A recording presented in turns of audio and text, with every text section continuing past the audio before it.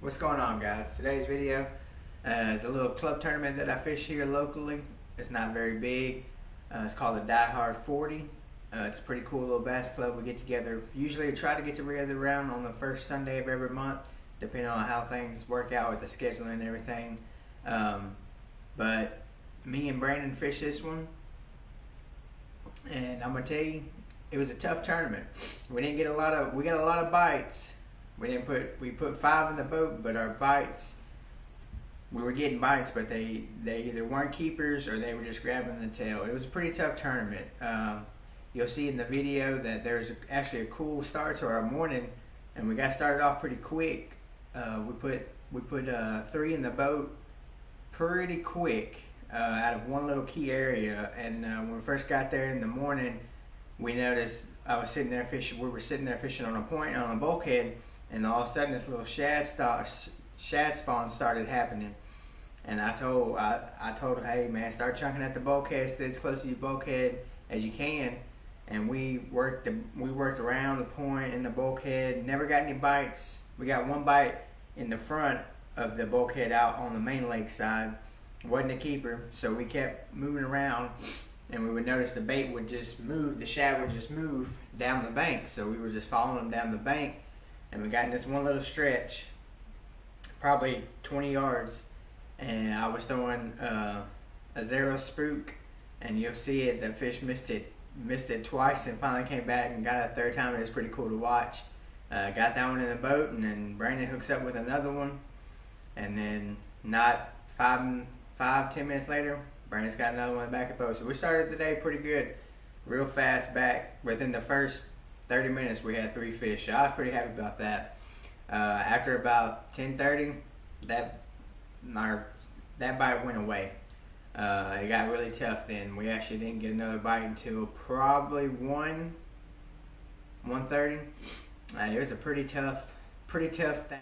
So after that bite, we bumped around shallow. All the beds that I saw were empty. I just went to skipping docks. I mean, I tied on a shaky head, a big bite shaky head with a Zoom trick worm watermelon red, and I went to just skipping docks. About the only thing left out, the other thing other than I can do besides go deep, and I didn't think they were deep because I was thinking, you know, they were there on Wednesday in the backs spawning. They had to use the docks in and out, so they had to be in the dock somewhere along the line. But every time I got bit underneath the dock, it was a short one, or they would just have the tail, and when I set the hook, I'd pull the tail right out of the mouth. So try to smell a worm, same thing, they would just grab right behind the hook, and when you set the hook, they weren't there. But finally skipped enough docks. We ended up getting 2 more keepers, so we filled our limit with 5. We came in second place with 11 pounds, 19 ounces, I think. I could be wrong about that, but I'm pretty sure it's 11 pounds something. But we came in second place, which wasn't bad. It was a beautiful day to be fishing. There were a lot of people out, you know, having fun, doing their thing. But overall, it was a pretty good tournament. Tough, but pretty good. Alright, so that morning bite was with the, I think it's Zaro spook, I can't remember, it's a spook. It's a 1 knocker. I like the 1 knocker because it's a different sound. It's a lot louder. It doesn't have the BBs. It's got that knock, and the color is kind of like a shad top, gold on the side, white on the bottom with the orange under the first treble. And I like this bait.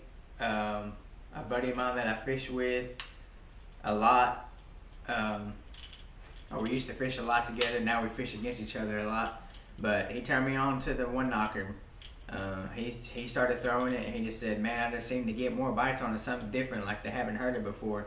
So I started throwing the one knocker, and that's all I throw. I hardly throw any regular spooks that have the little BBs in it.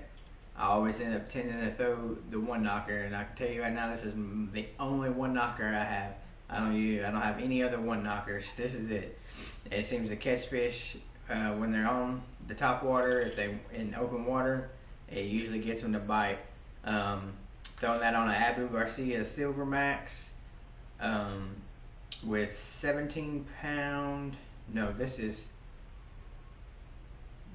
25 pound mono. I changed it. I used to throw this on fluorocarbon, but it would always. I used to throw it on braid, and it would always get caught in the treble. So I switched to fluorocarbon, and it always pulled the nose down just enough to where I couldn't work it real good. So switched over to mono, and I can work it just fine. This is on a Daiwa Laguna 7-foot medium heavy fast action rod. These rods right here are $30 at Academy. They're a very decent rod. I don't really take care of my rods that well, and I beat them to death. And these rods have been excellent. I haven't had any issues with them.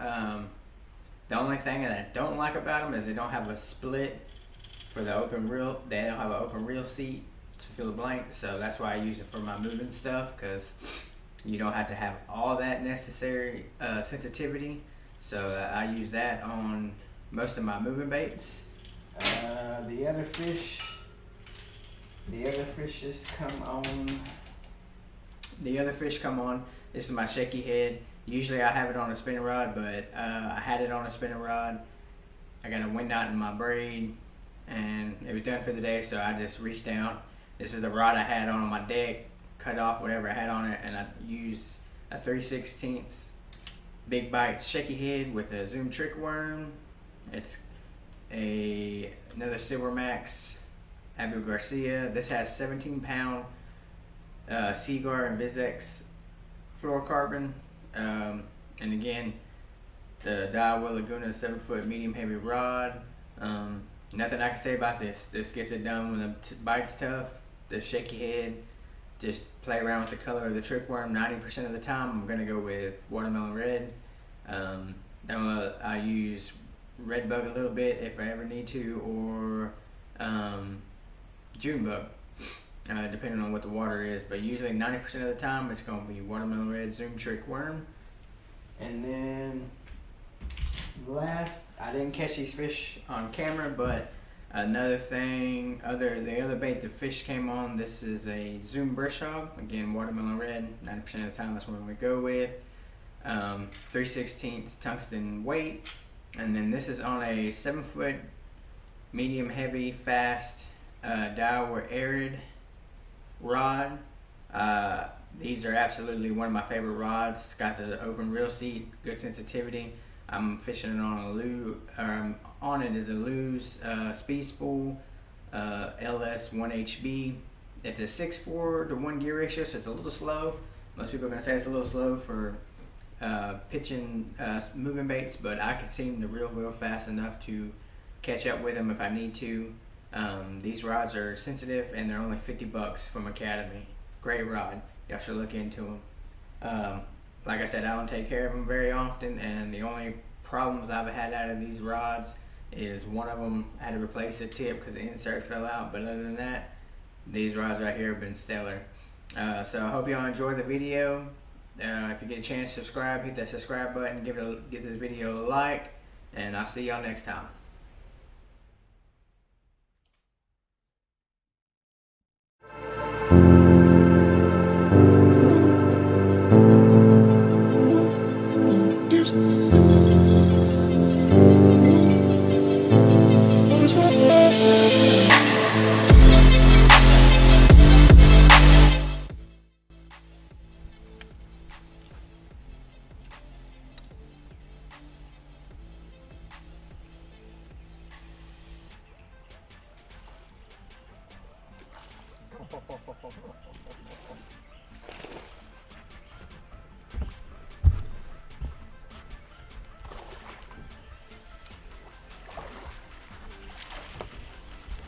Good job, bro. Good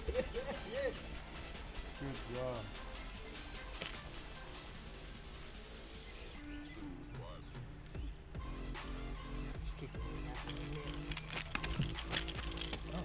see, come on. I think that one's gonna keep. Yeah. Let's set the board's already out. We're gonna cast while you're getting ready. Not bad for a topwater fish. Got a big gash on the side. Mm-hmm. There it is. You got him? I got this. You're gonna have to swing him in.